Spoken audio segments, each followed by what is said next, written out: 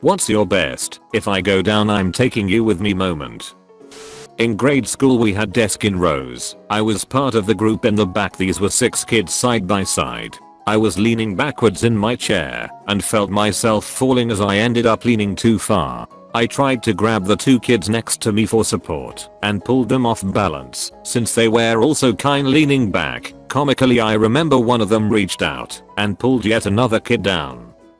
In our last year of high school, our class celebrated Christmas with a secret Santa celebration. Through some friends, I knew that this boy in my class had me, and what a coincidence, I got him. Hate is a big word, so I'm not going to say we hated each other, but we constantly got into arguments and fought and mocked each other the whole time. Well, we had this tradition that on the day of gift exchanging our teacher would call out your name. You had to go in front of the class, pick up your present, and unpack it in front of the whole class. Through the same people, I knew he wanted to give me a vibrator to embarrass me in front of the class, so I took a picture frame, put a condom in it, and wrote "in case of a miracle break the glass" on it. Then I wrapped it with a tiny plastic hammer. Long story short, we both got into detention for it. 5 years after graduation I met him at a reunion party, and we could both laugh about the incident. We are now together for about 4 years.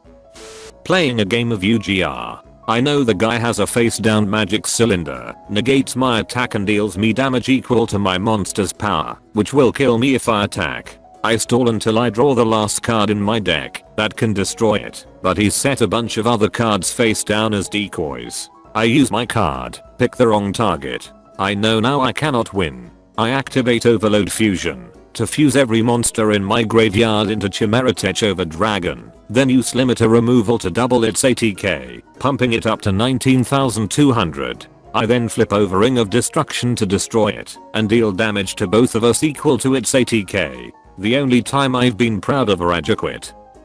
Actually had my boss deliver that message for me. Guy at work made a complaint about me and another guy not doing work.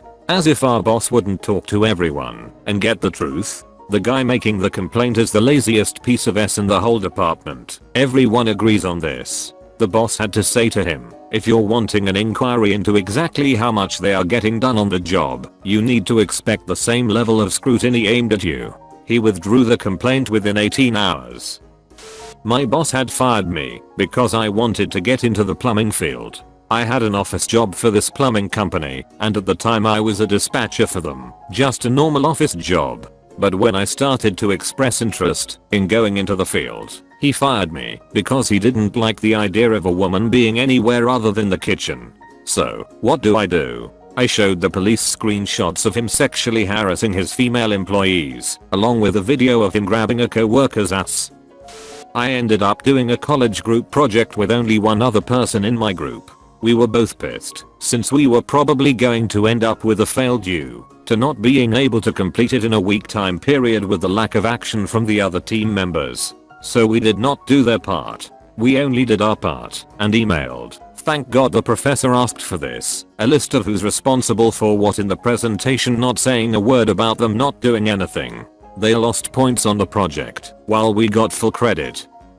I worked for a hotel at a resort, and I had been there for 2 years and never had a holiday off. I was supposed to be helping the wait staff instead of my usual front desk duties on Easter Sunday. But damn it, I wanted to go to Easter lunch with my family. So, they had me working waiting tables the night before, and I was helping shut down the kitchen for the night. One of the kitchen crew guys mopped and left a decent sized puddle on the floor, and I knew right where to walk as me, the host, and the night manager went to walk out. Slipped right in it and twisted my ankle. I knew the night manager wouldn't do any of the required reports, so when I called out the next morning and my boss starts bitching about how I should have reported the incident and I was getting a write-up and I was lucky I wasn't being fired on the spot, I can confidently tell her that I fell in front of the night manager, so he was aware. She shut it after that because that meant they were liable and had no documentation. I got my Easter holiday off and one more to go to the doctor and get a note. My brother was about to be grounded for several months because he snuck out, got drunk and did damage to property, which our mom later found out about. When he came home he knew if he opened the front door it would wake mom, so he climbed the porch to the roof of the porch and made me let him in through my window. He told me to keep my mouth shut and gave me $20. I didn't know he'd been drinking and doing drugs. I just thought he went out for a walk and got locked out at 3 AM. I was 13 and very naive and innocent. A few weeks before the night out I bought an Xbox with money I'd been saving for several months. My brother has a habit of being greedy, so I never let him play on it, and that pissed him off. As our mom is passing down his punishment, my brother says that I should be grounded as well, since I knew he'd snuck out and didn't say anything.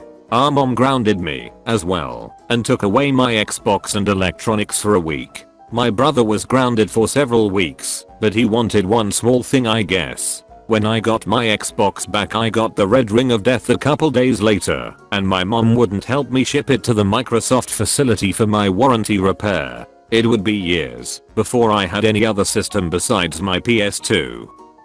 A friend of mine and I were trying to build and grow a local chapter of our political party and were heavily involved in the youth segment of the county level of said party as well. The leadership on county level, like, still a laughably minuscule position in the party, was an influence-obsessed, twisted, petty middle-aged couple who basically kept sabotaging us and cutting funds once they saw we actually wanted to change us and not just be numbers in a statistic they could use to show their growth to the state level of the party. I guess they felt threatened in their control over the party chapter or something.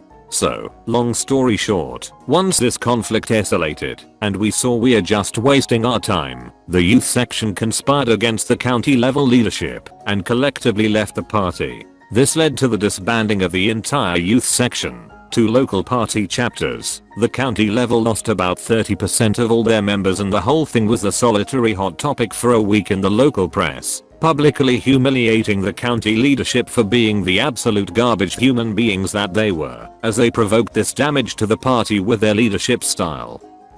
Last year I was in a group project with 2 friends. Myself and friend A worked really well together, but friend B was one of those entitled people. The project had to be done his way or he would throw a fit. We were building mousetrap cars, and when our group started testing our creation, it sucked. Like, really badly. I knew I would get at least a D, as just building a car got you the necessary points to receive a D on the project, but I was not gonna let friend B get the same grade as me. This is really petty, but I got home, got on my computer, and emailed the teacher about how friend B participated throughout the project. She emailed back that she had noticed the lack of real partnership from him as well, and decided to give him a 0 on the project. I'm not someone who snitches on people in school at all. I'm very laid back and pretty uncaring about getting people in trouble. I think most people have gone through group projects like this and have had similar experiences, but that's mine.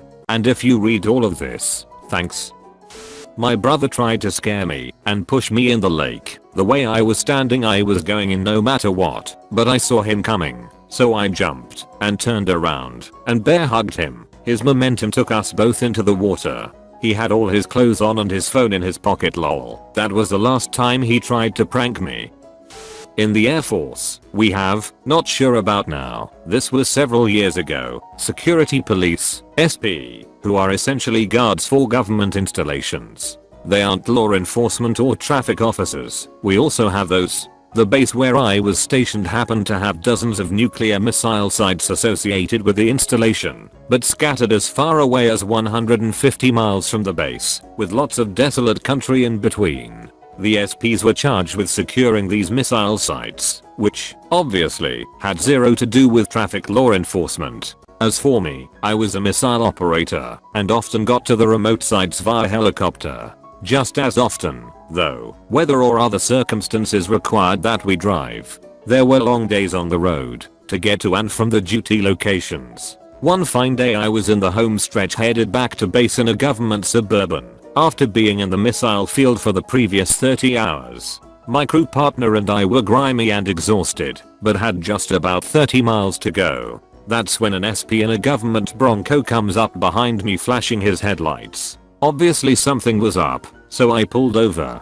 Now, I must mention that the posted limit was, I believe, 70, but there was a standing order that government vehicles were not to be driven at speeds greater than 55 miles per hour. I was probably doing between 60 and 65 and still getting passed by everyone, occasionally even a school bus. Anyway, this self-important SP walked up to my window and informed me that I was speeding. I was flabbergasted that this was why he flagged me down. I figured there was something serious going on in the missile field. Nope, he just wanted to flex. So, this guy was an ass from A to Z and he just dragged me through the ringer, going so far as to confiscate my military ID and order my passenger to drive the remaining distance to the base. Now, I would have happily just told him to get freaked, except he was a captain and I was a lieutenant. Not much I could do at the time, but say yes sir and follow him back to base as ordered, where he then marched me to the squadron commander like I was his hunting trophy.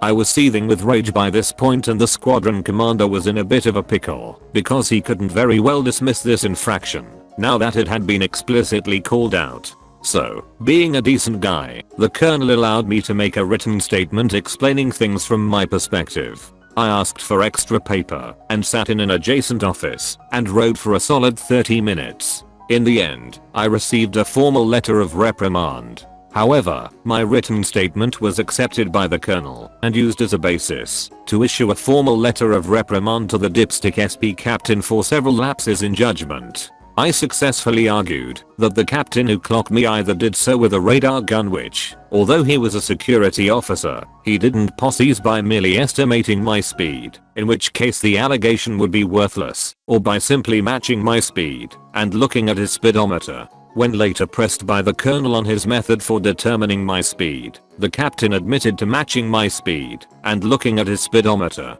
With that admission, the colonel issued the captain a formal letter of reprimand as well for exceeding the 55 miles per hour limit. Being a security officer didn't excuse him from the standing order any more than it excused me. He also got reprimanded for some other inappropriate uses of his position as a security officer, such as confiscating my military ID while I was on duty in the missile field.